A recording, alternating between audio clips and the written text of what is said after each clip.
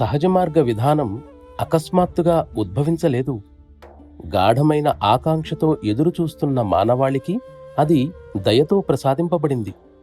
సహజ మార్గ విధానం పరతత్వ ప్రాప్తికి సహజమైన, ప్రకృతి సిద్ధమైన మార్గాలను అనుసరిస్తుంది. వాటిని దైనందిన కార్యక్రమంగా ప్రజలు అనుసరించటానికి ఆ విధానం ధ్యానంతో ప్రారంభమవుతుంది.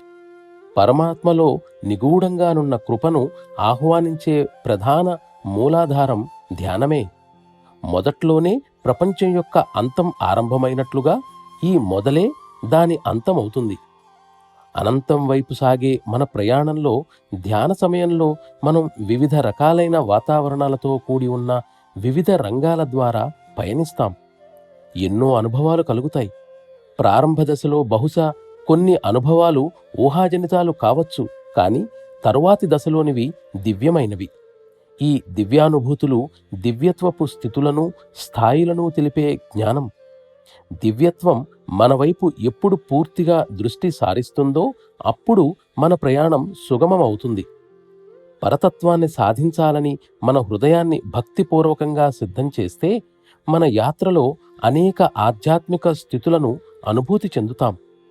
తాను తిరిగి ప్రకృతికి అనుగుణంగా తనను తాను సూక్ష్మతరంగా తయారు చేసుకునే వ్యక్తిలో సత్తత్వం ఉదయిస్తుంది.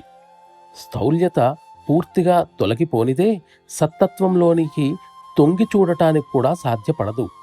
దారిలో ప్రతిబంధకాలుంటే దానికి మనమే బాధ్యులం. ఇవన్నీ పూర్తిగా తొలగింపబడితే తప్ప సత్తత్వ ఆవిర్భావాన్ని మనం ఆశించలేం. సూక్ష్మ అస్తిత్వాన్ని సాధించటానికి సూక్ష్మ మార్గాలనే మనం అనుసరించాలి. దానికి విరుద్ధంగా మనం స్థౌల్య మార్గాలను అనుసరిస్తే మనలో అంతకు ముందే ఉన్న స్థౌల్యతకు తోడుగా వక్రతను కూడా ఏర్పరచుకోవడం ప్రారంభిస్తాం.